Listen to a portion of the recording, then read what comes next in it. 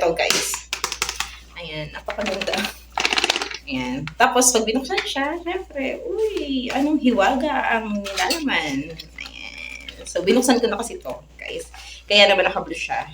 Ito ay RGB Video Light. Ayan. TMW RGB LED Video Light. Ayan. So, makikita nyo yan. Pag dinideliver yan sa inyo, hindi yan nakabukas na ng ganyan. Binuksan ko lang para syempre may pa-surprise tayo. No? So, therefore, makikita nyo yan, TMW.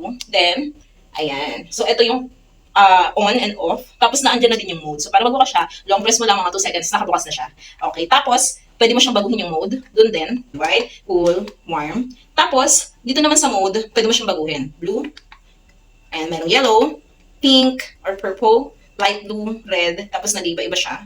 O, di ba? Ang ganda. Tapos pag isa pa, ayan. Then, ang ganda diba? So, napakaganda nito. Nag-iba-iba siya ng mode. And then, syempre, pakita lang natin, napaka-bright niya, di ba? So, pwede siyang bawasan, pwedeng dagdagan. Para hindi ganun kaliwanag. At ito na rin yung ginagamit ko pag natutulog ako. Tapos, dechargeable siya. So, may charger siya. May cable charger siya. Kaya, Type-C to, kaya naman sulit na sulit siya no, sa worth 200 plus, 300 plus sa iba. Ayan. Tapos, ito, pwede nang ikabit at pwede siyang maging light kapag nagbi-video ka. Kasi pwede siyang ikabit sa tripod. So, yun lang, check out mo na. Sulit ito, lalo na pag content creator ka. God bless.